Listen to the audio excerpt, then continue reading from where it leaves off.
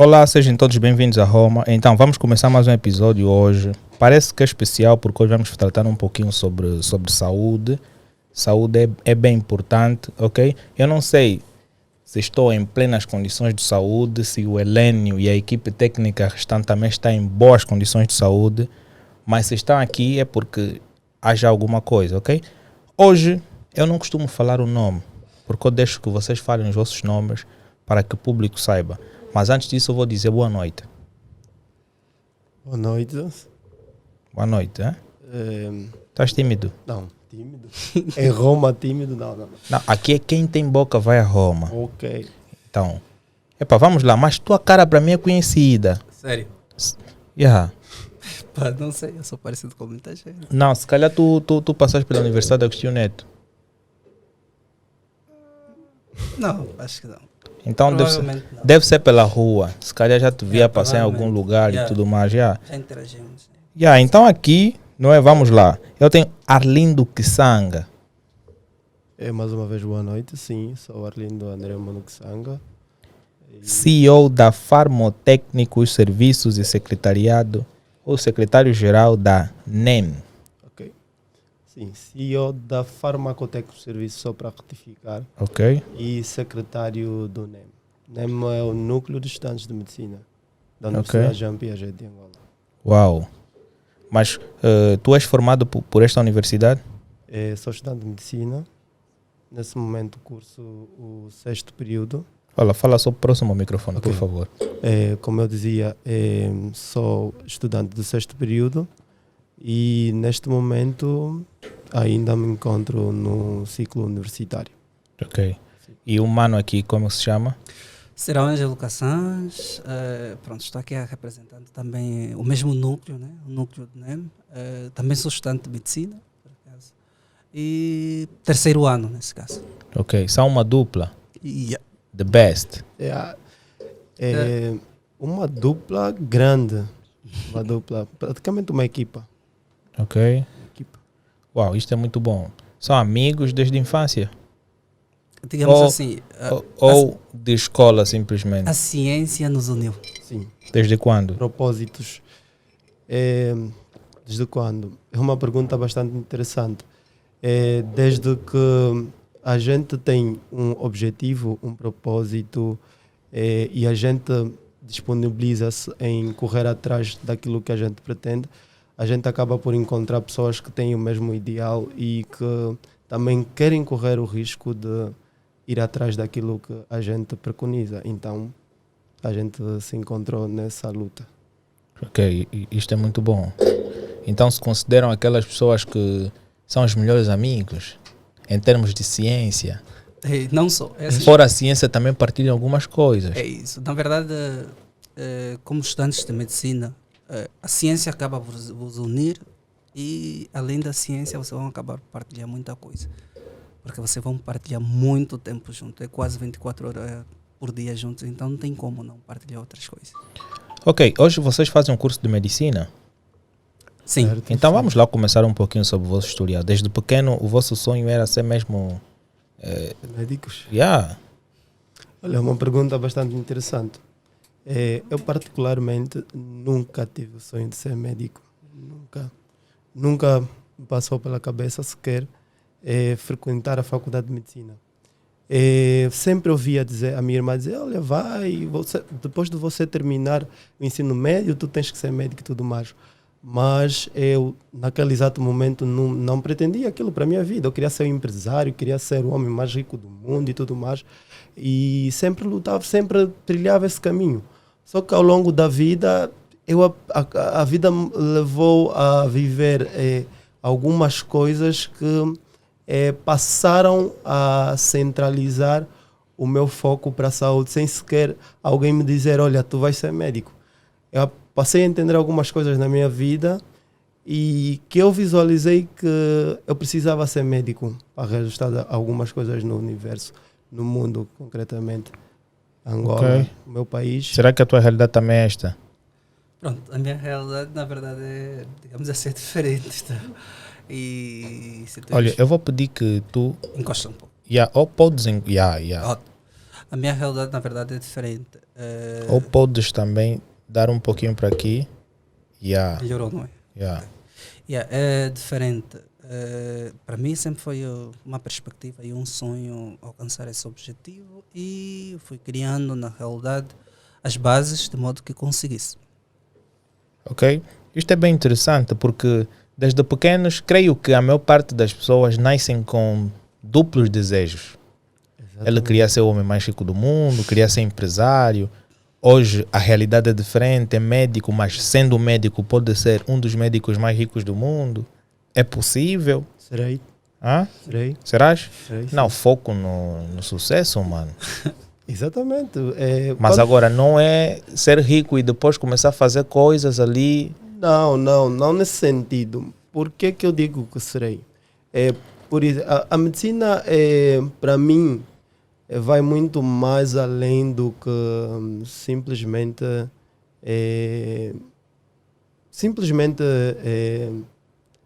como é que eu posso simplesmente um mero trabalho. A medicina para mim é um propósito que Deus colocou na minha vida. Eu também, quando era mais novo, desculpa-me lá, eu sonhava em ser cirurgião plástico. Oh, uau! Sabes por quê? Ainda tens tempo? Não, já não tenho. Acho que tens. Creio que sim, mas já não tenho tempo para isto. Okay. Por quê? Porque eu comecei a criar paixão pelas cirurgias devido a um programa que eu vejo na DSTV, que é o Não é? Tem um programa que passa sempre às 22 horas que falava sobre cirurgias. Alguns famosos vão fazer cirurgias e tudo. Fazer remoção, endireitar o nariz, o queixo e tudo. Então vi, isso é uma grande área. Simplesmente porque dava cake, estás a ver? Dava dinheiro. Mas depois cheguei à conclusão que não gostava daquilo. Estás a entender? Eu só gostava, mas não tinha amor por aquilo. Então não podia entrar naquela área para ser formado naquilo. Porque medicina, o que eu vejo, é algo muito profundo. Muito profundo. Porque a minha mãe sempre quis que um dos seus filhos fosse médico, estás a ver? Mas nós começamos a criar outros desejos e começamos a nos enquadrar em algo que nós temos mais paixão. Porque na sua maior parte eu vejo que muita gente segue certos cursos de licenciatura simplesmente por gosto, não tem paixão. Isso vê-se no trabalho. Exatamente. A vossa família sempre lidou com esta situação da melhor forma? A medicina é um curso, digamos assim, muito ciumento. Então, a família até pode aceitar no início, né? Considerar que, pronto, é um curso bom, pensa naquela perspectiva de ter alguém médico na família, e pensa naquela vontade de ter alguém como médico e que provavelmente estará disponível aí para ajudar.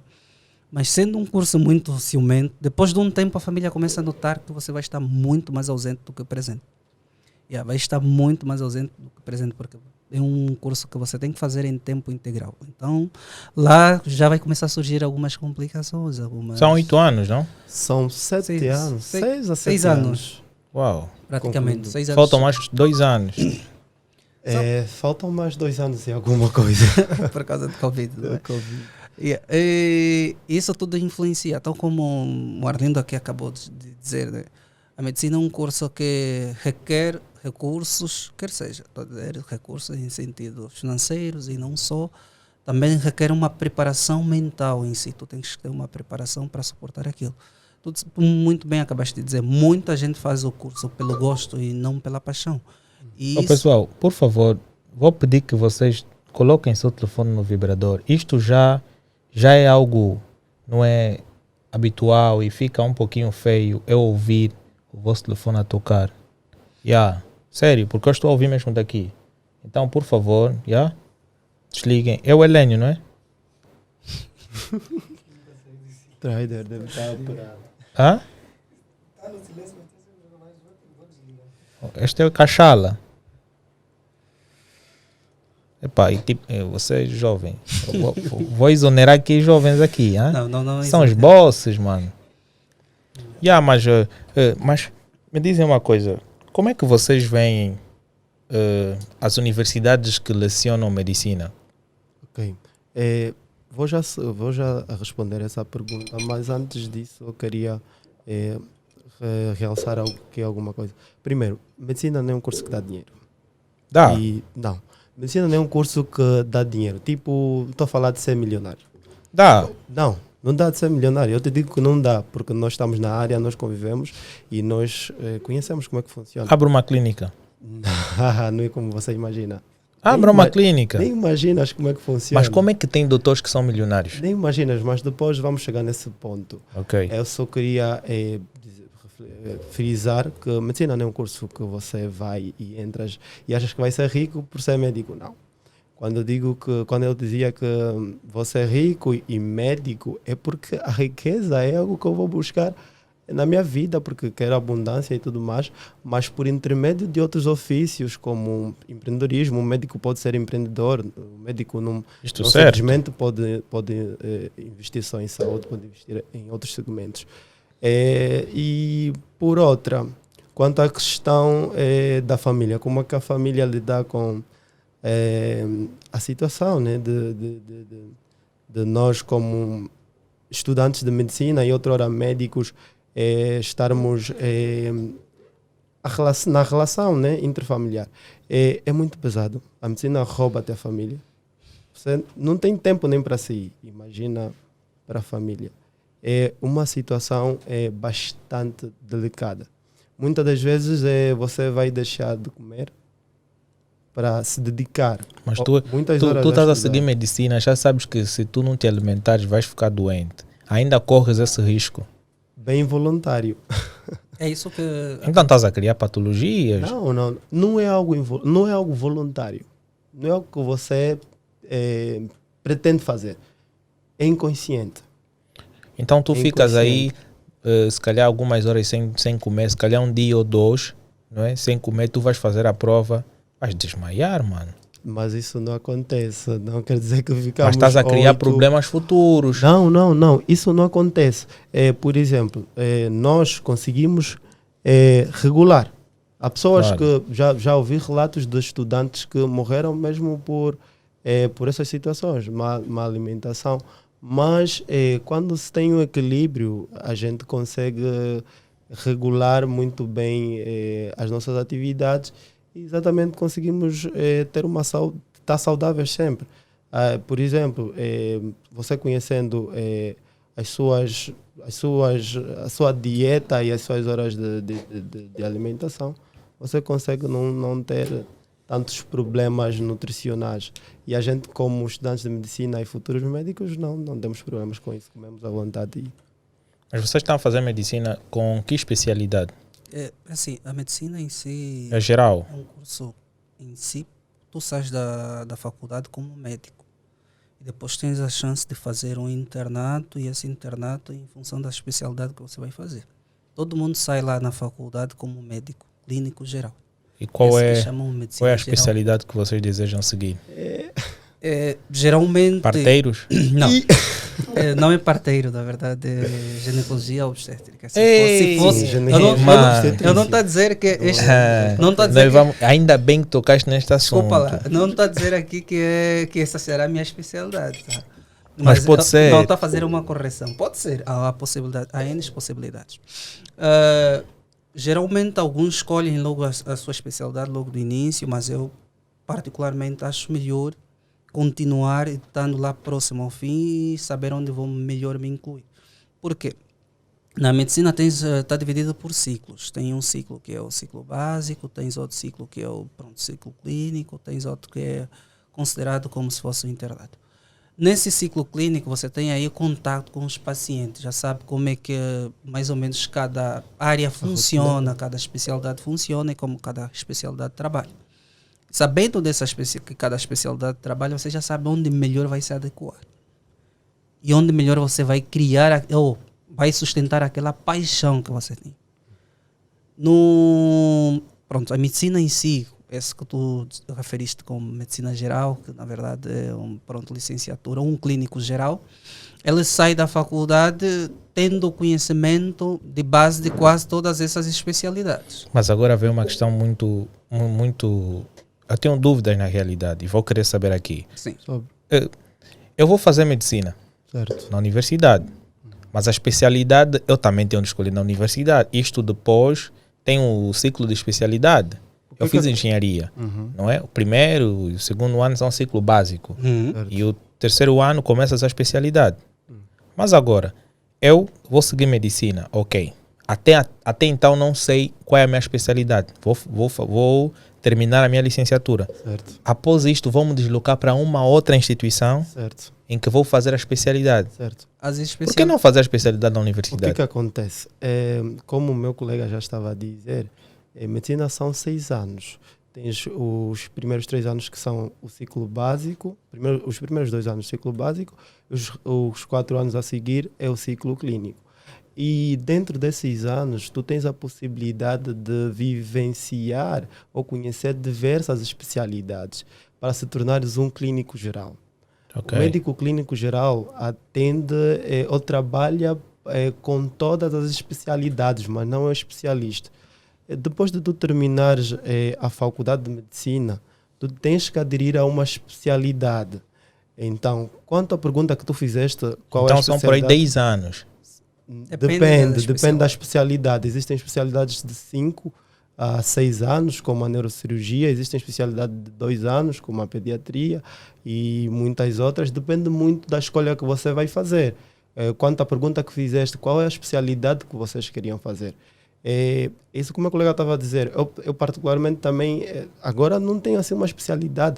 No primeiro ano já pensava em cirurgia, já pensava em cirurgia cardíaca, já pensava em... É bem útil, cirurgia cardíaca. É útil, mas depois eu, com o tempo, passei a verificar que ainda existem outras áreas interessantes e também tem um fator que você vai fazendo avaliações de alguns aspectos da sua vida para poder enquadrar e escolher uma especialidade que realmente você consiga trabalhar de maneira eficaz e ser um profissional bem produtivo. Uau, isto é bem interessante. Mas aqui o nosso caro convidado ilustre disse que ele já lançou alguma e eu fixei. Vai ser ginecologista? Não é minha especialidade. Bom, mas eu vou tocar neste assunto. Vou tocar neste assunto. Me dizem uma coisa, vocês, neste curso, vocês têm um tempo de atendimento aos pacientes?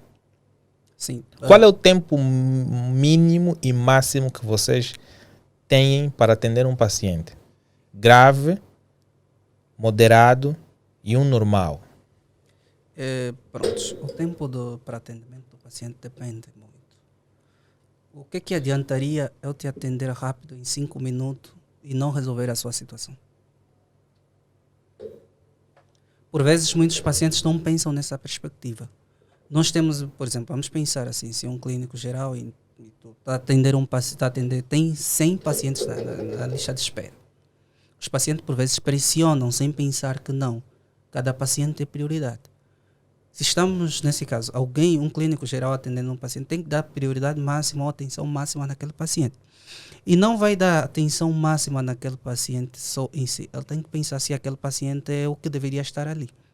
Ou seja, temos que ter escala. Tem pacientes que são urgentes, tem pacientes que são emergentes, tem pacientes que são de ambulatórios, que não poderiam ser atendidos. Ok, mas qual é o tempo mínimo e o máximo para que tu possas atender estas pessoas? É assim, as instituições não estipulam geralmente o tempo mínimo e o máximo para atender um paciente. Cá em Angola tem? Porque, na verdade, o que vai levar, provavelmente, ou leva, nesse caso, os hospitais ou algumas instituições a determinar algum tempo, é para pressionar ou para levar com que o médico trata o máximo possível de atender o máximo número de pacientes possível. Porque se eu estiver a atender, por exemplo, eu tenho 100 pacientes. Se eu levar 1 hora para cada paciente, eu não vou atender todos em 24 horas. Mas agora, disseste que as instituições algumas instituições, em função do protocolo, por exemplo, se tem atendimento em ambulatório, claro, eles vão determinar mais ou menos aí 15 minutos para cada paciente como tempo mínimo. Tá?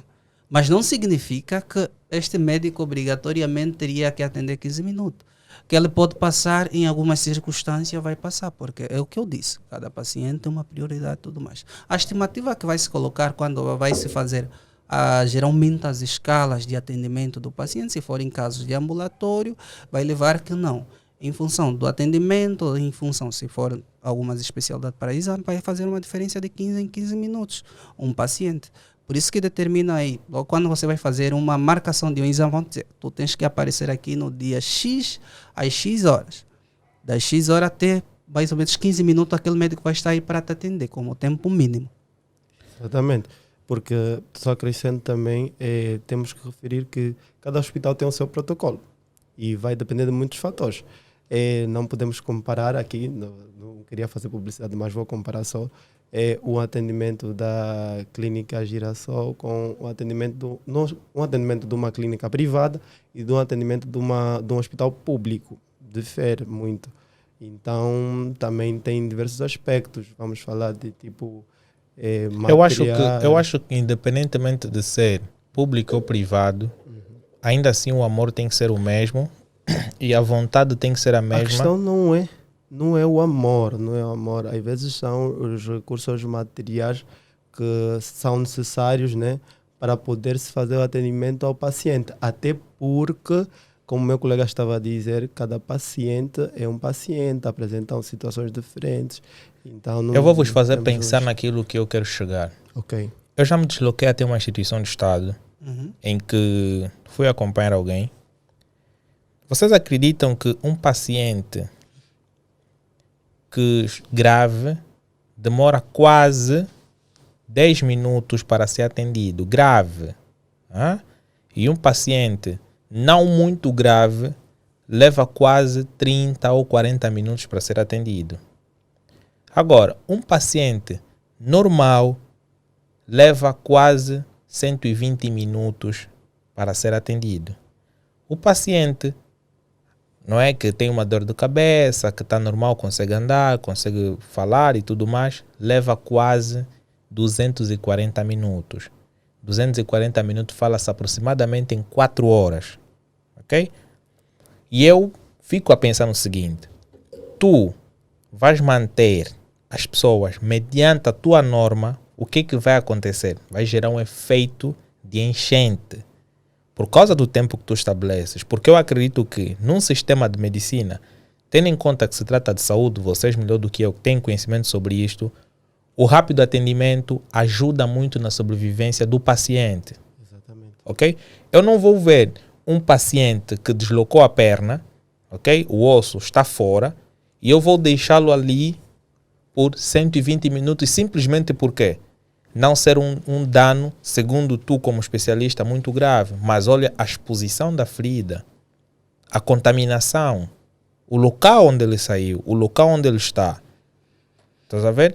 E acredito que se estas instituições criarem um protocolo de que o cliente chegou ou o paciente chegou, criam mecanismos para atender, aí tudo bem. O que eu vi? Eu vi uma paciente entrar em estado grave. Estás a ver aquela pessoa que tu já vês que está a morrer? Já está com os olhos assim a dizer mesmo um adeus. Sabe o que o médico fez? Está a atender a senhora.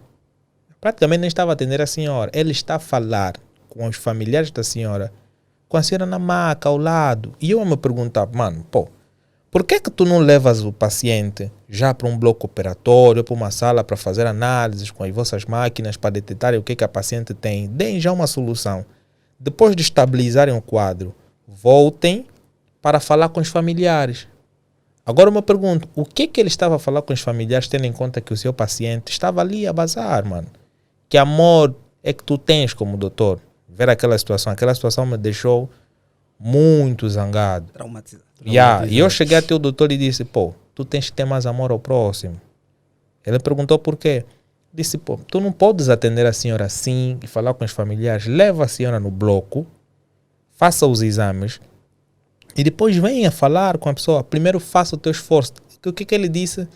Eu vou tentar fazer o que posso. É um erro. Um médico tem que fazer o impossível na condição que tem. Se tem muita condição ou não, ele tem que dar o seu melhor. Por quê? Porque ele tem que tratar bem o paciente. Ele é pago por isto. Eu concordo contigo. Isso é uma verdade. Mas temos que avaliar primeiro algumas situações. Por exemplo, independentemente de qualquer paciente que chega no hospital, Tem aqueles pacientes que são prioritários, né? Tem aqueles pacientes que só vêm de ambulatório, tem aqueles pacientes que vêm com crises emergenciais. E o objetivo do médico sempre é encontrar o diagnóstico. O médico sempre vai estar procurando diagnóstico. Há doenças que o médico vai precisar de 3 horas. Há doenças que o médico vai precisar simplesmente de 1 minuto. Há doenças que o médico vai precisar de 3 minutos. Claro. Então, tudo vai depender da condição do paciente e também dos recursos que a mesma instituição oferecer para os profissionais de saúde fazerem assistência. Porque eu entendo, né, a população em geral, eu também já tive essas inquietações, e quando eu comecei a frequentar o hospital, você se depara com situações que você muitas das vezes vai dizer, isso é que acontece. Você tem que muitas das vezes fazer um esforço no máximo e colocar estratégias para chegar até o diagnóstico do paciente.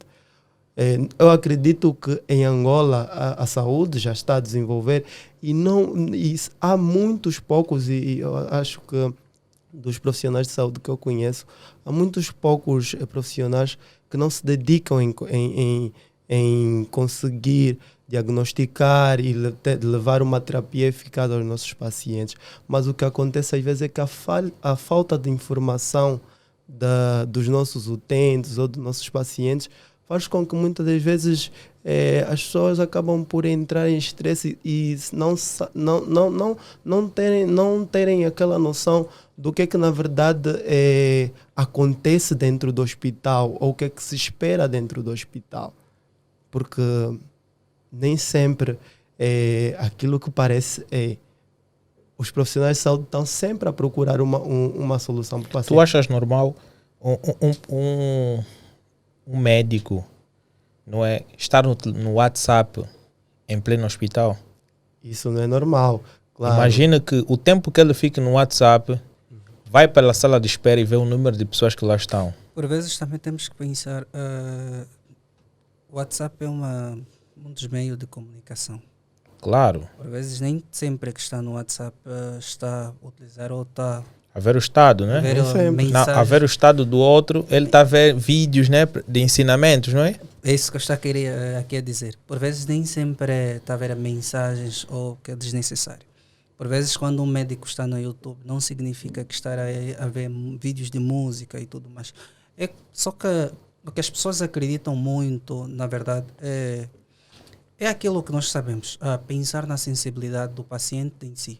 E geralmente quase que não tem como, né? Não teres a sensibilidade em si do paciente e o que é que o paciente passa. Só que as pessoas vejam muito de forma superficial. E aquilo, quando tu falaste sobre o médico que passou aquilo, estava a conversar com a família do paciente em si. Pronto. Eu compreendo o que tu estavas a dizer, compreendo, porque nós todos também já passamos por isso e antes de estarmos mergulhados nessa água, né? Digo assim, nesse mar, em si, também pensávamos ou tínhamos a mesma perspectiva, mas depois a visão muda completamente. Aquela conversa, aquela pequena conversa que provavelmente ele estava a ter com a família do paciente naquele momento salvaria aquele paciente. Porque em medicina diz-se assim, a clínica é soberana. Ou seja, não importa você levar um paciente no bloco, ele poderia pegar o médico, a paciente naquele momento aí levava para o bloco, mas se não saber o que o paciente tem, você não tem como fazer.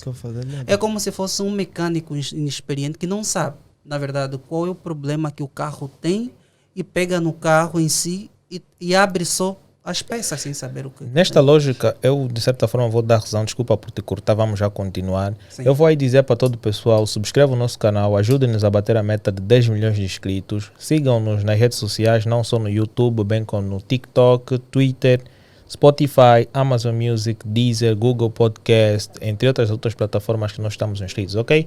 Ajude-nos a bater essa meta, pois nós queremos mostrar que a comunidade portuguesa também consegue se criar algo interessante. Então, conforme estávamos a dizer a situação dos pacientes em Angola, eu acredito muito que isto que tu disseste é bem verdade, mas o tempo de conversa entre o doutor e a família não deve ser muito estendido.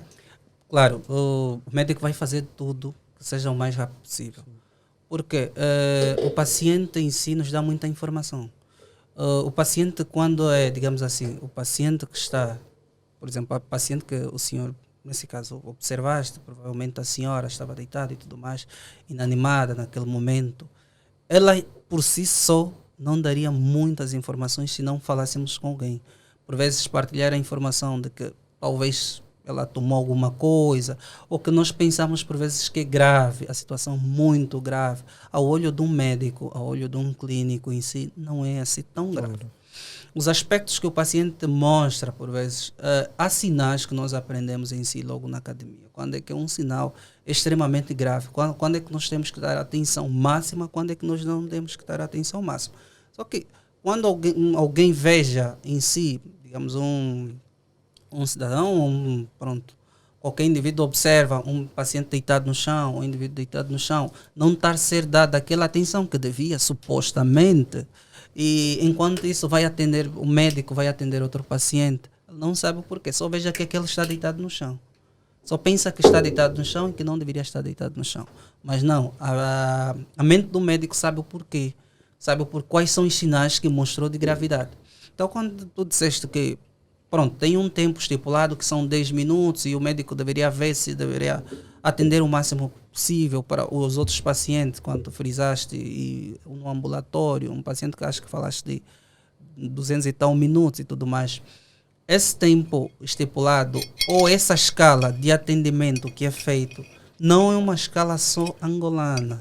É uma escala internacional. 240 minutos. Não é bem taxativamente 240 minutos. Esses tempos que provavelmente... Hoje não se consegue ir para a clínica tentar fazer um exame e depois voltar para o trabalho? Tu tens de ficar aí 4 horas? Consegue-se, consegue. sim. Depende na da clínica. Depende da Mesmo situação. nos hospitais públicos. Qual? Consegue-se, sim. Eu não vou frisar para não fazer... Não, realmente consegue-se.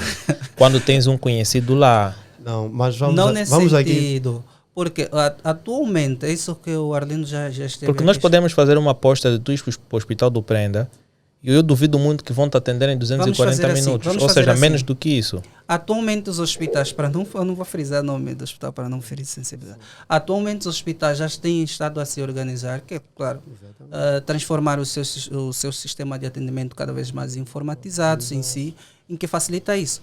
Penso que se você agora ir para um hospital público, vão falar para tu fazeres uma marcação. E a marcação é de acordo ao número de pacientes que vai ser atendido naquele dia. Claro. Só que o que eu vou querer, na verdade, eu digo assim, que eu tenho marcações para atender 200 pacientes. Vou dizer, senhor, o teu exame está marcado para dia X, às X horas. Imagina que eu marco o seu exame 14 horas. Por vezes a paciente que em vez de chegar a 14 horas, que é a hora que está marcado o seu exame, chega a 8 horas e quer exigir que seja atendido o quanto antes.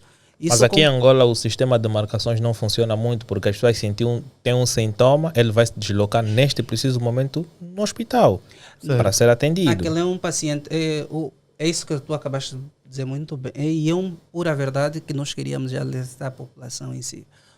Digamos, a população angolana, por vezes, acredita que, em função do seu sintoma, vai ao hospital e vai ter a solução logo no dia. Vai ser tudo resolvido na mesma hora.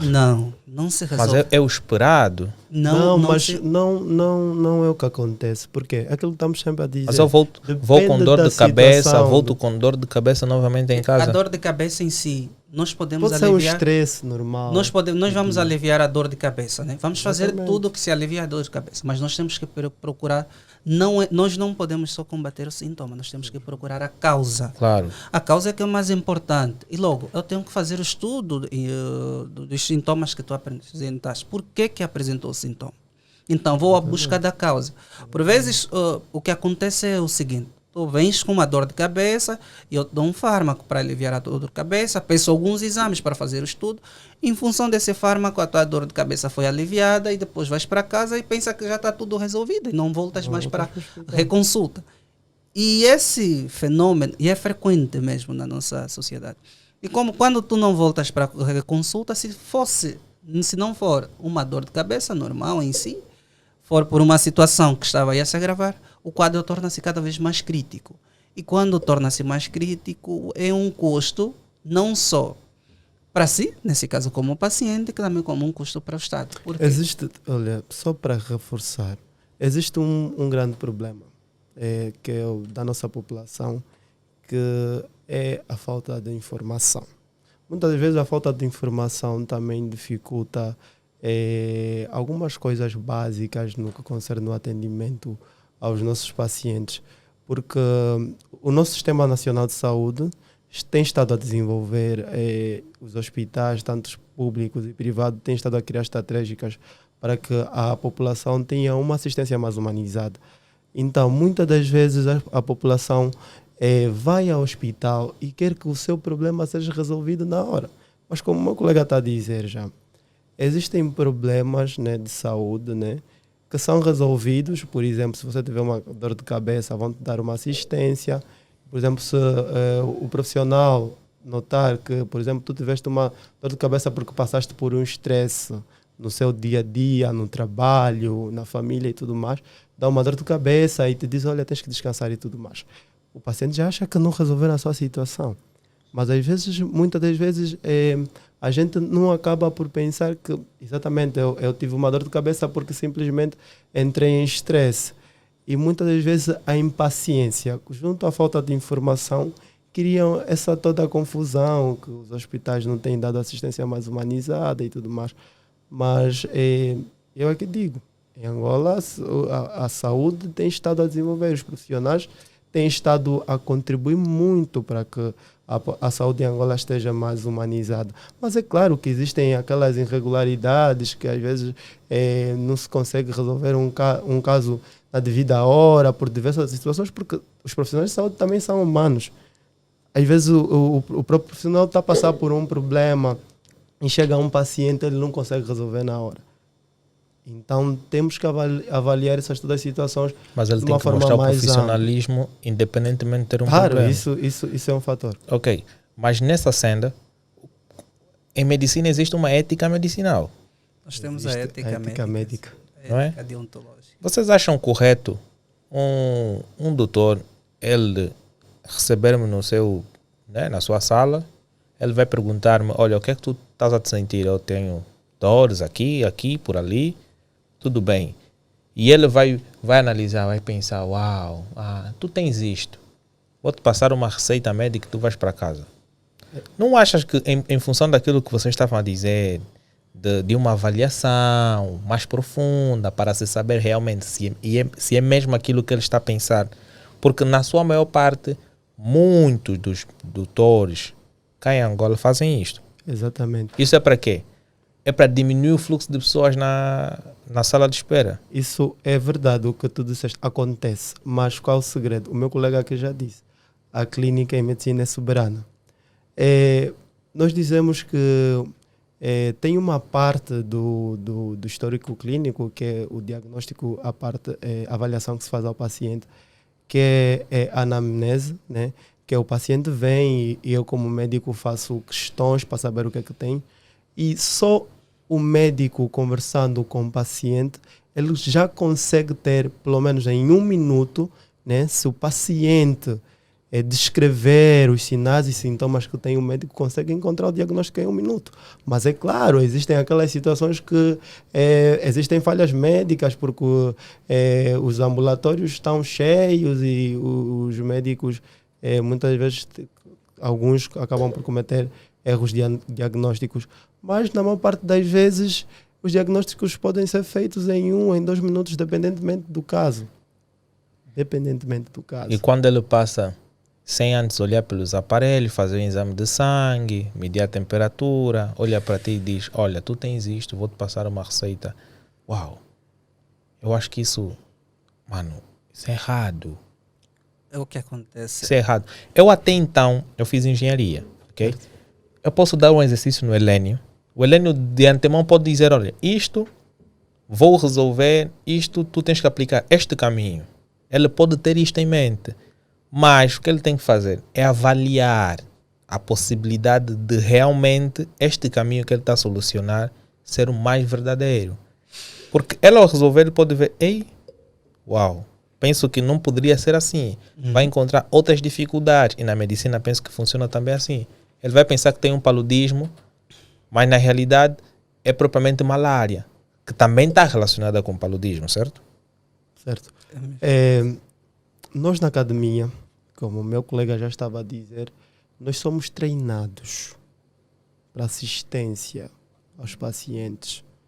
Nós temos metodologia e a arte de tratar, de curar, né? Nós, os médicos que já são formados, nós como estudantes temos estado a aprender. Então, como estamos sempre a reforçar, tudo vai depender do estado do paciente. Eu como médico, por exemplo, imagina, eu trabalho há 5 anos em uma unidade hospitalar e vamos imaginar que eu sou infectologista. Eu já sei as doenças que passam sempre na minha secção. E se eu receber pacientes, por exemplo, que têm doenças que diariamente eu recebo, como médico eu não vou precisar nem de 30 minutos para chegar a um diagnóstico. Claro, a doença pode aparecer sinais e sintomas que às vezes aparentam ser a mesma doença que eu recebo e possa ser outra. Os médicos também têm uma metodologia para buscar aquilo que nós chamamos de um diagnóstico diferencial.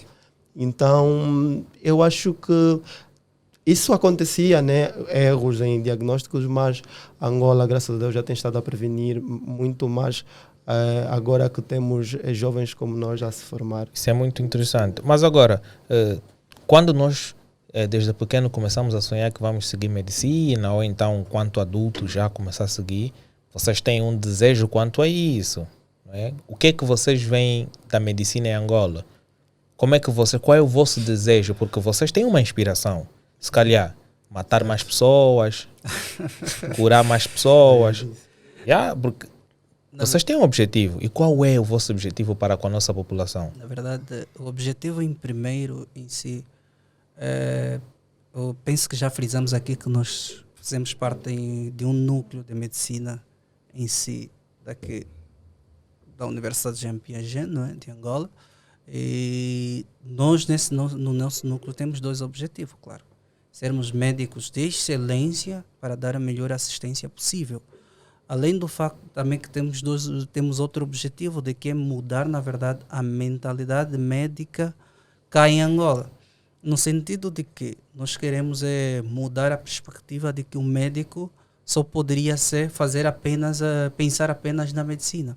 Nós temos um lema que nós estamos a progredir nisso, que não é só medicina. Por exemplo, nós, além de estudantes de medicina, claro, desenvolvemos as nossas atividades empresarial e tudo mais. Por quê? Era na perspectiva que nós poderíamos ser só estudante de medicina e ficar apenas nessa caixinha, estudar apenas medicina e não pensar mais noutra coisa. Claro, nós queremos mudar isso e pensar que o médico tem que ser refém de um emprego e que não poderia pensar em ser empresário ou pensar noutra perspectiva. Assim, empresário no ramo da medicina? Nem sempre. O médico tem um perfil de saída muito grande. Mas tu não achas que se existir muitos médicos que são empresários, não achas que estarão a diminuir ou aumentar o tempo de atendimento nos hospitais? Porque já agora tem hospitais que têm muitos especialistas que vão dizer, olha, não podemos atender-te porque o especialista não está. E o homem que é o especialista está a fazer o hobby dele num outro sítio. É basicamente o contrário. Começando a pergunta de base do desejo da medicina, é aquilo que o meu colega já estava a dizer. Nós, quando estávamos no preparatório, na preparação de medicina, fizemos 6 anos no mesmo preparatório. 6 anos? 6 anos já, 6 meses. 6 meses, olha, está a viajar, 6 meses no mesmo preparatório. E nós olhávamos, verificávamos tanta dificuldade dentro da academia. E nós, quando entramos logo no primeiro ano da universidade, nós dizemos, vamos ter que mudar isso. Vamos ter que fazer a medicina de uma forma diferente. De uma maneira diferente como? Porque nós ouvíamos da nossa própria família reclamações de que os médicos são isso e aquilo e tudo mais. Então nós formamos ou criamos o núcleo de estudantes de medicina com os objetivos que o meu colega já disse, e que hoje então nós temos estado a desenvolver projetos que nos levam para isso. Porque muitas das vezes a dificuldade que estavas a te referir da própria eficácia no atendimento aos utentes e tudo mais, como eu já dizia, muitas das vezes é a falta de recursos. Então, nós como médicos, investindo também em outros segmentos e acoplando as pessoas de outros segmentos a compreenderem o sistema de saúde e nós a interagir com os outros segmentos, nós acabamos por desenvolver a saúde em Angola. Porque é isso que nós precisamos. Tu precisas que a saúde em Angola esteja desenvolvida para poderes parar de frisar aqueles erros que tu já verificaste. Então, isso só vai acontecer com uma cooperação. Mas fica feio também tu queres desenvolver a saúde, seres um empresário no ramo da saúde, teres a tua clínica próximo do hospital e depois disseres que não, olha, esses exames tens que fazer naquela clínica aí embaixo. E a clínica cujo dono és tu. Fica feio. Eu já estou no público, que eu não pago nada, e tenho que ir no privado, que é o teu negócio e que tu rendes, e eu tenho que pagar por lá. Muito disso acontece aqui. Mas quando nós falamos de desenvolvimento, quando nós falamos de desenvolvimento, não se referirmos só a investimento a uma clínica. Quando nós falamos de desenvolvimento, nós falamos de desenvolvimento humano. Estavas a dizer que, por exemplo, há médicos que têm erros diagnósticos e tudo mais. Nós, como estudantes de medicina e futuros médicos, detectamos alguns erros dentro do setor da saúde.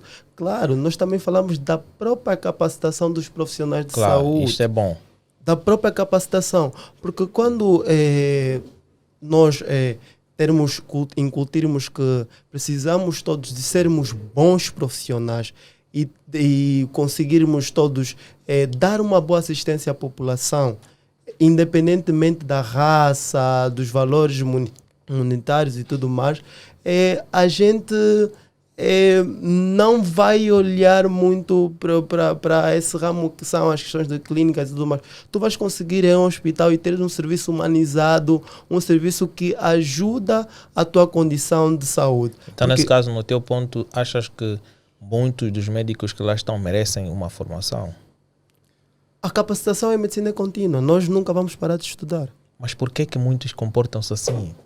Mas é isso que eu estava a te dizer. Precisamos de um desenvolvimento, de uma capacitação contínua. Porque imagina, nós ficamos 6 anos a formar-se em faculdade de medicina. Existem médicos que até hoje não fazem especialidade. Por exemplo, hoje Angola, o Ministério da Saúde de Angola já adotou a lei que todo médico que termina a universidade tem que ir diretamente para a especialidade. Acho que essa lei está em vigor. Isso exatamente vai diminuir algumas falhas e tudo mais. Não curiosos, vai melhorar o sistema de saúde em si. Porque muitos mesmo são curiosos. Você vê, um doutor está a atender, ele está assim no telefone e depois fica arrogante. Por vezes nós pensamos assim, nosso sistema de saúde é um sistema que ainda por vezes também carece em si de certo controle. Há profissionais que atendem em si, não significa que todos os profissionais que atendem é doutor ou médico. Há situações que nós vimos, claro, a serem publicitadas até a mídia em si, a publicitar certas situações que são de profissionais que não são médicos. Tá?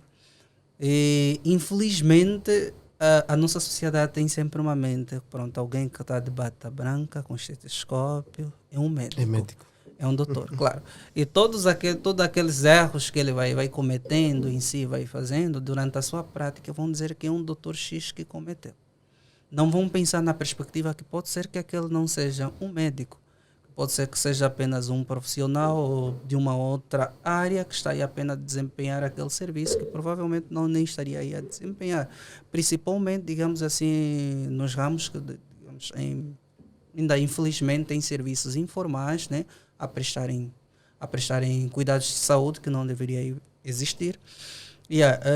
E esse tipo de perspectiva, nós quando olhamos para esses profissionais que estão a executar uma certa técnica de forma errada, vamos falar que aquele médico é o curioso. E na nossa mente capta que é um médico.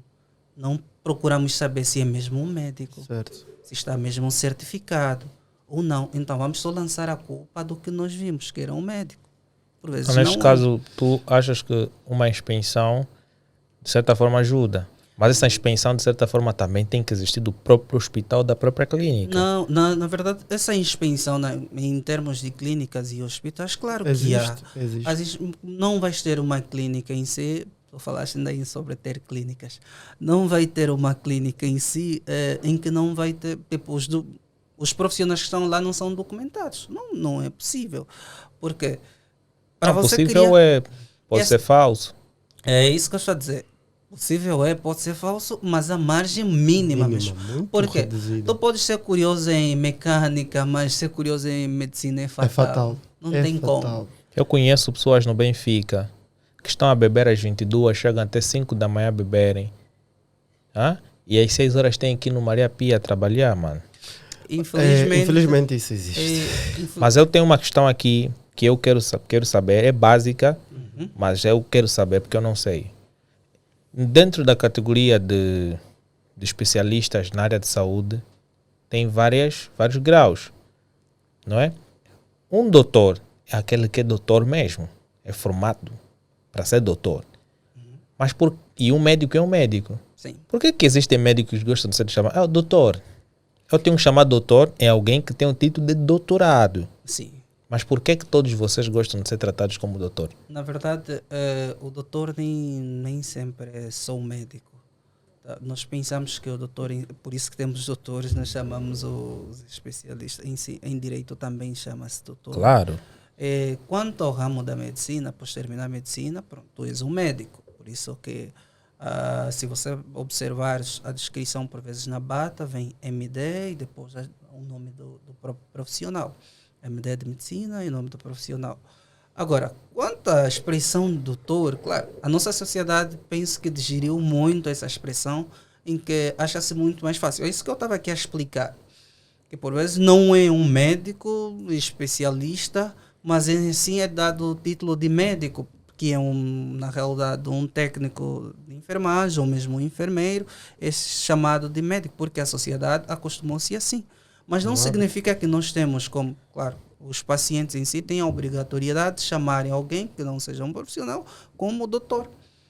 Mas a nossa sociedade é que faz isso. E não significa que, claro, em si, o profissional pode recusar esse título. Está no seu direito e em si tem que... Pronto, não lhe pertence o título de doutor, não tinha. Mas parece que vocês se invadissem mais quando vos chamam de doutor, vocês se sentem mais importantes.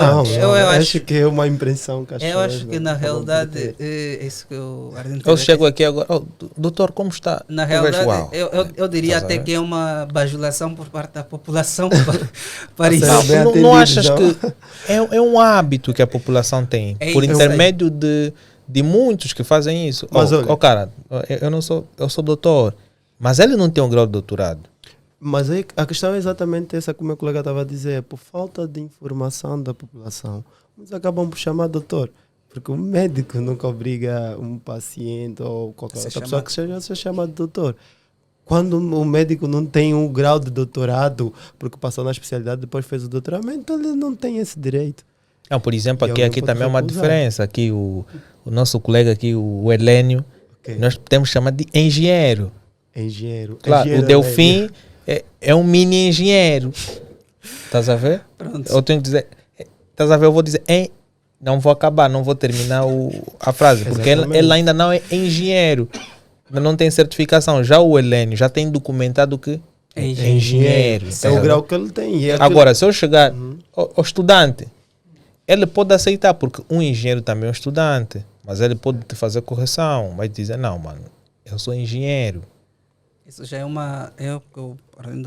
é uma questão, na verdade, de consciência, sim. Mas fica mais bonito quando chamam de doutor. É assim, o termo doutor, claro, nós como estudantes em si, é uma perspectiva que nós temos, é algo que nós pretendemos alcançar. Penso que você provavelmente já ouviu alguém assim a dizer, ele sempre se comportou assim, ou ele sempre foi assim, e depois torna-se alguém grande. Geralmente, quando nós queremos alguma coisa, nós temos de nos comportar como se fosse aquela pessoa. Ou se nós queremos ser alguém amanhã, temos que nos comportar hoje. Se nós queremos ser bons especialistas, bons médicos, bons doutores e tudo mais, nós temos que nos comportar como os bons especialistas e bons médicos hoje. Mas como é que vocês veem a situação da medicina cá? Nós queremos, na verdade, nós vimos a situação como está, na realidade está em bom porto e, claro, nós também queremos melhorar nesse sentido. Sim. Por isso, lá onde vem o nosso núcleo, que é o NEM nesse caso, o que é que nós estamos a fazer com esse núcleo? Estamos a pegar os especialistas que são da nossa praça nacional e não só especialistas internacional e criar conferência de debates. Mas qual é o objetivo do NEM? É isso que nós já partilhamos aqui. Primeiro, é desenvolver, na verdade, a comunidade científica em medicina em Angola. Okay. Nós queremos desenvolver a medicina em Angola, queremos transformar a medicina em Angola. E como é que nós queremos fazer isso? Logo da academia, incutindo logo na academia, workshop, palestras em si, pesquisas, intercâmbios acadêmicos em si, para desenvolver os profissionais. Ou seja, se nós não começarmos a sair da caixinha, que seria universidade, hospital, sem pensar na perspectiva do que os outros estão a fazer fora, ou seja, no exterior, nós não vamos desenvolver. Então, o que é que nós estamos a fazer, né, com esse núcleo? Bem recentemente terminamos um workshop, uma masterclass. Maratona Interligas. Sim, uma maratona e uma masterclass. A maratona Interliga foi, acho que 3 semanas atrás, né? Na qual, o que é que nós fizemos? Chamamos ou convidamos especialistas que estão de renome do país. E esses especialistas foram para lá e falaram sobre as suas especialidades. Qual era esse objetivo? E excitar logo na formação a decisão ou a escolha da especialidade que melhor se enquadra em si com o próprio estudante. Além do facto de que, por vezes, nós convidamos especialistas do estrangeiro, né, de forma online. Hoje, por isso que eu estava a falar do WhatsApp, que o WhatsApp, Zoom e tudo mais ajudam e facilitam cada vez mais. Claro. Nós temos a capacidade de ter conferências, já tivemos várias vezes, principalmente na época de Covid. Desculpa. Assim, esse é já o horário que tinha que ler um livro.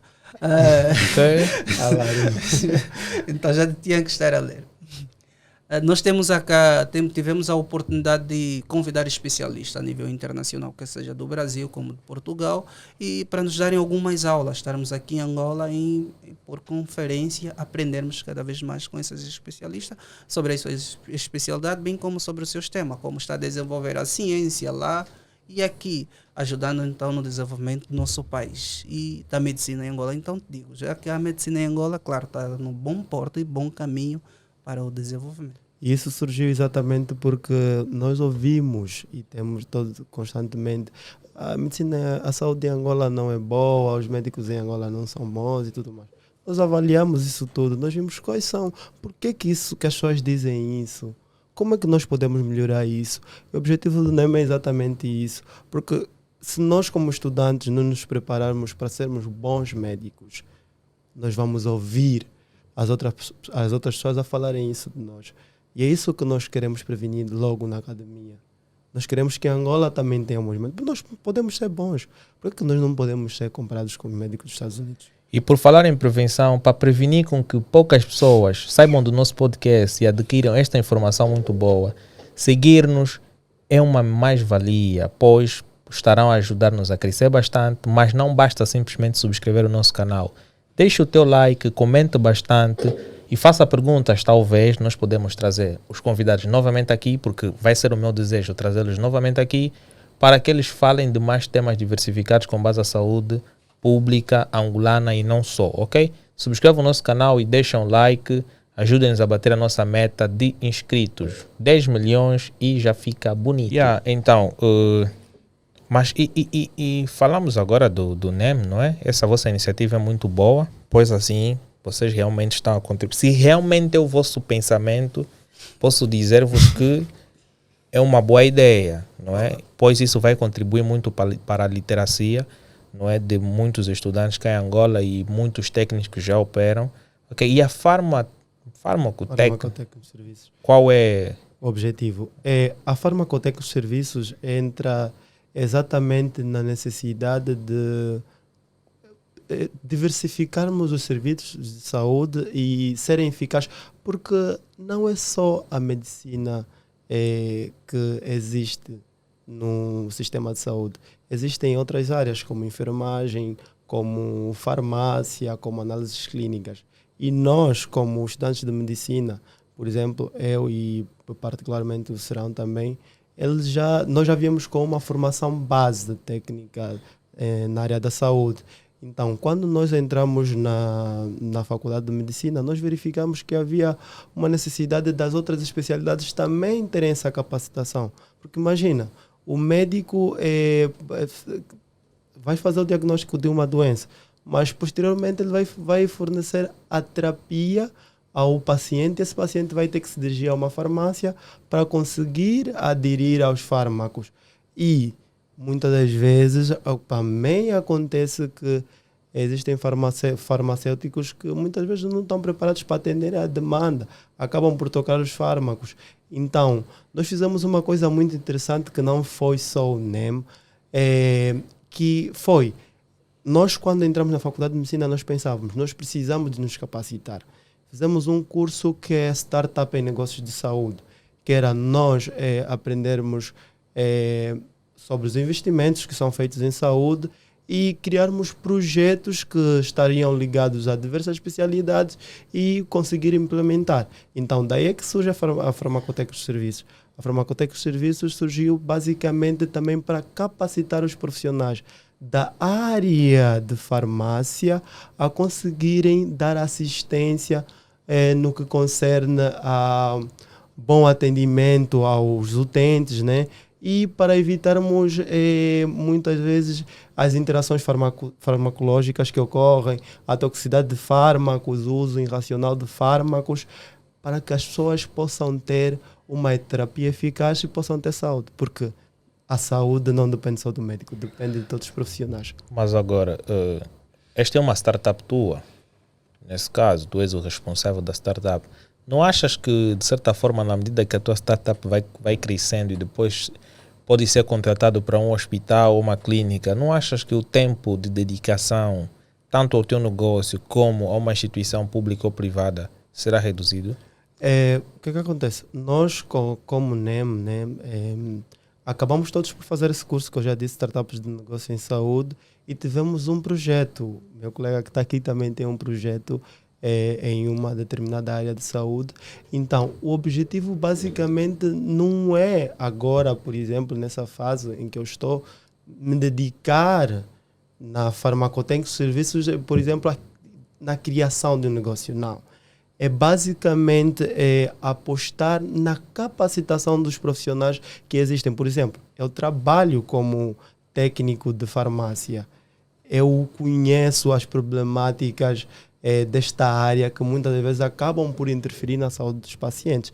Se eu, como estudante de medicina, já estou a ver que preciso mudar algum paradigma dentro da medicina e sair da área de farmácia, eu preciso verificar, ajudar com que esses profissionais que estão formados nessa área, que também é muito importante para a saúde dos nossos utentes, tenham que ser capacitados.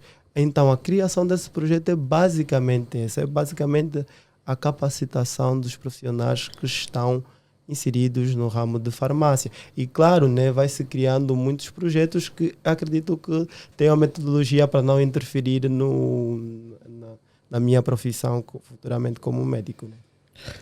Ok, olha, nós vamos nos despedir, não é? Está uma conversa aqui super agradável. Eu deixei muitas pontas soltas, porque eu vou querer que vocês estejam de novo cá. Eu deixei aqui, pessoal, pontas soltas sobre saúde, em questões de alimentação, questões de consumo de água potável. Vocês sabem que existem zonas cá em Angola cujo consumo de água potável não é assim tão acentuado, porque existem muitas pessoas que consomem água proveniente dos lagos, dos rios, que são águas que não são tratadas, e isso de certa forma cria outras patologias. E este tema eu deixei mesmo para uma próxima conversa, porque eu vou querer aqui abordar um pouquinho sobre isto, ok? Então, pessoal, olha, nós vamos aqui, vocês podem deixar o vosso agradecimento, beijinhos para a família, se é que tem mesmo namorada, esposa, né? Aproveitem esse momento, né? Se tem também 3, lancem assim, sem citar o nome, e cada uma delas vai receber aquilo que lhe merece. Prontos, agradecemos aqui pelo convite, né? Estar aqui, partilhar a informação é muito bom. Porque esta ideia de partilhar a informação, não estás a fazer só um serviço do crescimento do seu podcast, estás a partilhar uma informação que é muito poderosa. Na verdade, quando nós recebemos o convite, nós analisamos assim, entre ficar aí fechado, estudar muita matéria e partilhar informação com alguém que certamente vai se beneficiar, apesar de que nós não conhecemos quem. Nós, como estudante de medicina, já temos essa ideia. Por vezes, o paciente que nós atendemos, não muitos, vêm, nós atendemos, vamos dar a solução e nunca mais vimos na vida. Então, nós queríamos fazer isso também quando fomos convidados para vir aqui e falar sobre esse assunto, né? E pronto, nós falamos e partilhamos. Queremos agradecer também pela nossa equipa em si, que certamente estão nos assistir. Que, nesse caso, é o grupo de direção do Núcleo de Estudantes de Medicina e todo o pessoal da nossa universidade, bem como os nossos colegas da Universidade de Jean Piaget, colegas desde o 1º até o 5º ano, provavelmente nesse momento estão nos assistir, tiraram o seu tempo, deixaram de estudar para ficarem a nos observar e agradecemos a todos eles. Então, gostaria de agradecer primeiro pelo convite, né? Foi uma honra estar aqui e fomos a Roma, né? Estava assim, bem meio curioso para saber como é que é. E foi uma conversa bastante agradável. Estamos aqui a trocar impressões que de alguma forma vão ajudar no contributo da informação saudável que nós devemos disseminar à população. Agradecer também aos nossos colegas da Universidade de Jean Piaget e diretamente a todos os membros do Núcleo de Estudantes de Medicina e pedir para que todos que estejam a acompanhar sigam a página do NEM, que é no Instagram, que é @nem.medicina. E é isso. Ok, eu aqui vou deixar os meus agradecimentos, primeiramente para a equipe técnica, ao Marcos, ao Helênio, a Denise Guimarães, e vou mandar um abraço especial à Heraldina, a Branca Znaide, não é? E especialmente vou dizer que amanhã é dia 18, eu sei que os meus colegas da parte técnica vão começar a ficar estressados a partir de amanhã por intermédio das mensagens que eu vou estar a enviar no grupo, e vou agradecer àqueles que nos têm ajudado. Muito obrigado pelo apoio, pela partilha. Vou agradecer aqui especialmente ao SN Nelson Capemba Antônio, que é o meu irmão mais novo, que tem dado muito suporte em termos de partilha. Vou agradecer também a Abri Acessórios, não é, que tem de certa forma partilhado e tem apoiado o nosso canal, tanto quanto a Helênio Pay e a Coffee Cash. Agradeço também ao IEM, não é, ao Osírio Antônio, que é o meu irmão mais velho, que também tem dado apoio, não é, aqui ao Anselmo Ibrahim, que também tem dado apoio. Vou agradecer também a todos os amigos que de certa forma têm partilhado e dado conhecimento, ao Denilson Assunção, ao Muki West, não é, pelo apoio que têm dado para que nós possamos aprender mais a cada dia e as críticas dele sejam sempre benéficas, ok? Então, diante dos dias, esperem coisas boas, coisas novas. Se vocês querem nos ver a crescer, comentem bastante, porque nós queremos que essa informação não seja simplesmente para as pessoas em momento atual, mas sim também daqui a 6 anos essa informação vai ser muito útil, ok? Amanhã nós temos um aniversário que é o dia 18, vocês vão poder ver aí uns trechos. A Denise Guimarães, sigam no TikTok e no Instagram, ela fará anos amanhã. Não sei que data é que ela fará amanhã, mas também não vou divulgar para vocês. E então, beijinhos e até já. Para quem não vai comer o bolo, é só ficar em espera para ver, ok? Até já.